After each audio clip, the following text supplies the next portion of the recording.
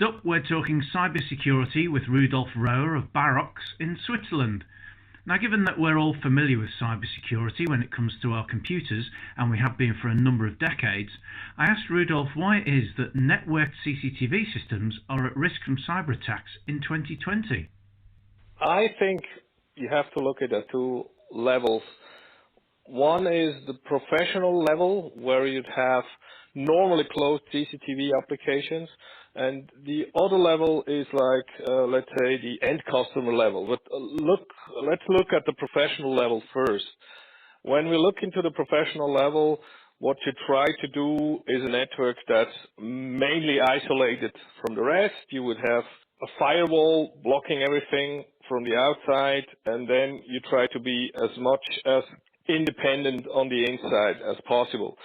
The reality that we see is that the more you block everything, you have the human factor. Let's say you need an upgrade on your VMS system, but you're not allowed to bring any connection into the network. So people get, say, they come up with some stuff and say, oh, I can sneak in the memory stick, and then I put in the upgrade and my thing is solved. Or there is a major soccer game and they take in a M2M router to connect themselves and see the game on the TV. So it's like a threshold. When you cross that threshold, people try to do some, let's say, dangerous stuff. And by the end, once you generate an attack knowingly or unknowingly from the inside of the network, there is not much to protect you because you're already behind the firewall and everything. In addition, what we see is, let's say, trying to understand, knowing the unknown. I always say a switch is the first line of defense when you connect the camera to it. You don't know what the camera really has in mind when it's connected. Does the camera want to phone home? Does the camera really just stream the video streams, or is there another agenda in there?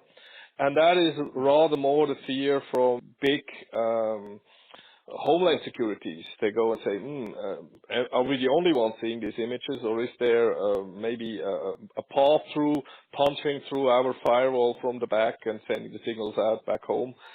So this is a level that you have to make sure that this is not happening. The other thing I talked about, the private sector, let's say end customer sector. You want to secure your home, you buy a bunch of cameras, you click them all into the internet, and the information is fed to a server standing somewhere. And of course, versa, from the server, somebody can look into your home, into your images. And that is a convenience that people love to have. It's easy, you just click it, and the camera will automatically make the connection, and you don't bother much once it is done. And this, of course, is something we don't see in the professional arena, but it happens in a way that you would go, I think in the UK you have stores like Home Depot type of thing. You go buy a couple of cameras, just install it, and that's it.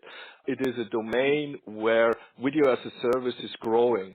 And everything is like one-click installation. You connect your camera, and then the camera connects to a server somewhere, and that server has then a profile that you placed in when you ordered it, and then connects to your camera, but you don't know where you're connecting to and who is looking back home at the same time as you look at the images.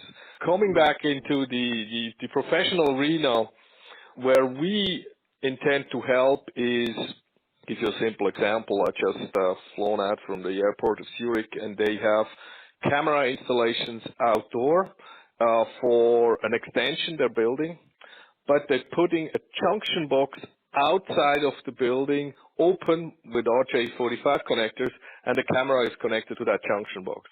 Now you can easily unplug that from that junction box because it's all open, and you could connect a wireless PoE router and then connect from this wireless PoE router, because the beauty of a CCTV network, it provides you PoE as well, so you don't have to bother for the PoE. You just connect your router, and then you connect the camera back in, and then you try to attack the facility from the outside. So whenever you leave the safe zone, let's say the indoor, and you go outside, you need something that protects you. And that's where we can provide efficient protection. We would call this our smart sticky approach, where our switches scan everything that's connected to them for a certain period of time. Let's say 15 minutes after installation. If this is set, we're creating tables internally with MAC addresses and IP addresses, and then this situation is frozen. After that, when you connect anything that is not matching IP address or MAC address, it cannot pass through our ports. That's an efficient way of blocking your outside installments from any attack that's coming from the outside. Nevertheless, of course, you always have human factor. Never underestimate human factor. It's still 45% of all the hacks is based on errors from human factors. So you could basically leave a memory stick outside any, let's say, secure building and write salaries on it, and you would find one guy picking that memory stick up and bringing it inside and connecting it to the network. So that's an important factor you always have to take care. And that's where we kick in with our training. That's a very important part. We say you can't just make good machines. You also have to train, and you have to bring the awareness to the cause. In the professional arena, we've seen video surveillance as a service and cloud services come more into the market with analytics. Do you think that those kind of areas are bringing any cyber problems? I think it's a philosophy. It's something you have to believe in or not. Let's say when you believe in data centers, you also mainly believe in Citrix. And when you say everything is professionally done, and then you hear Citrix has been hacked. So it's the kind of thing that if you believe that they provide the best type of security, you have to believe this.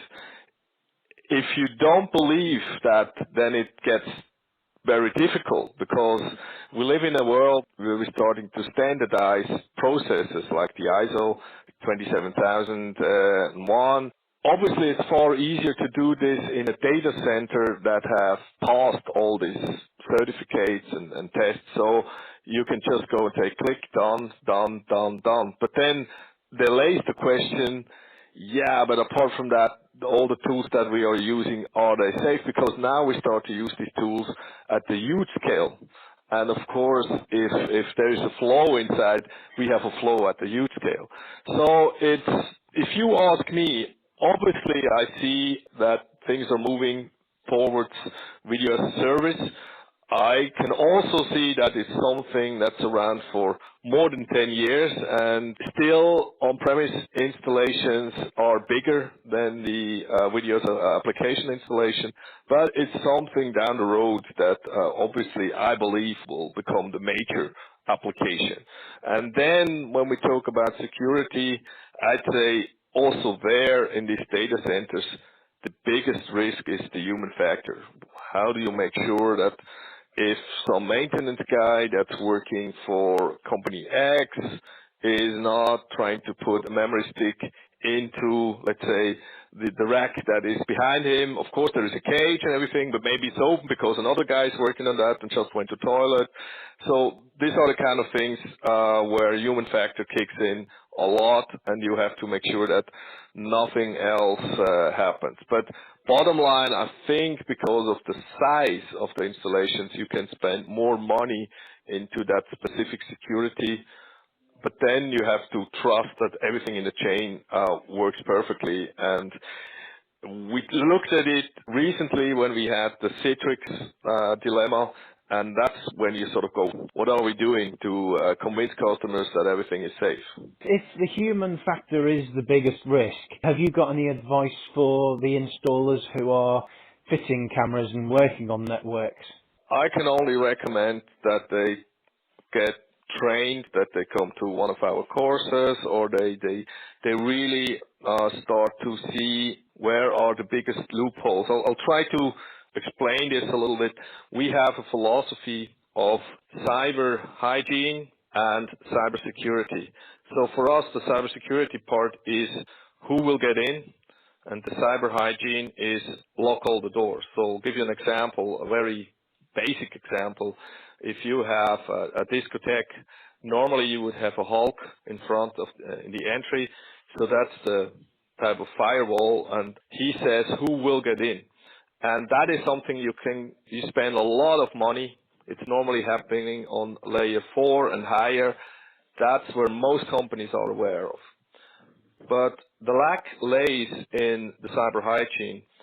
If you have people inside the discotheque and then that guy opens the security door because they have to be open in a discotheque and lets his buddies in. So that is where we don't spend enough money at this stage. Well, inside the network, that's where we are widely open. And there it starts with simple stuff to at least get the awareness. Oh, well, what do I have to check? That means bottom line for a discotheque, I would also have at least an indicator like a contact telling me, oh, there's somebody opening the security door. That's not good. I have to make sure and check that one out. So that's for me the awareness thing. It's not done by having a Hulk on the entrance and spending a lot of money there and leave the doors open. So the cyber hygiene for me is something that you do very routinely, very strong. It's like a hygiene to make your whole system better. Do you think that we are on the right track with handling the cyber side of the security systems? What we definitely see is that cameras are getting better, but also better in terms of performance. For a hacker, I believe a camera is just a great performant computer, and it has some lenses in front of it. He doesn't care about the lenses, but he cares about the power of the camera itself. So it's more interesting to use a camera as an attacking tool than a computer, because cameras normally are not so well protected from the concept. You have many cameras outdoor, you have many cameras installed, let's say, in warehouses, in shopping malls and stuff. And a computer is normally something a human is behind it, he interacts with it. A camera is something that is installed once, maybe some upgrades, but that's it. So it's an easier target. Of course, we're trying to make or to close that gap in making the camera more intelligent. But then simple stuff like, am I able to downgrade a camera? That means you're closing some loops by an upgrade and you make sure that it's better now. But can somebody downgrade the camera? And if you're able to send in a firmware that is older, you could really make all the things that you just did unhappen. And the other thing that I see in the world of programming is that we have a lot of Linux-based cameras out there. And Linux-based cameras, when you talk to Linux programmers, they often use general public libraries. General public libraries are I always say it's like a candy box. It's beautiful. You can just take something out. You have to have a USB interface. You just take that one out and you put it into your code. And you have two major hurdles. First of all is the whole licensing issue. You have to make sure that when you take something out of a general public library that you make sure that the authors are all mentioned and the license is okay. But the second huge thing is vulnerability. You may just introduce a Trojan horse into your camera. For you, it looks great. You have a USB interface and everything works fine, but you don't know on day X if this camera is doing something you never intended it to do. And again, that's where I say if it comes from the camera within, it's very difficult to avoid it. And there is the other awareness from the human factor that the programmers have to be more aware of the risk of general public libraries. And at this stage, I don't see that everybody's really aware of these things, and that you got to spend money in making your code secure, and that you need scanning tools to go through your code in order to make sure that you don't have something in your code that could finally attack you. I mean, there are companies around like Black Duck, Synopsys. They provide these kind of scanning tools to make sure that your code is safe, but it's costly. and you have to be ready to invest into this type of thing. Rudolf Rohr of Barox there with some advice to help protect networks from cyber attacks, a subject I'm sure we'll be covering for some time yet.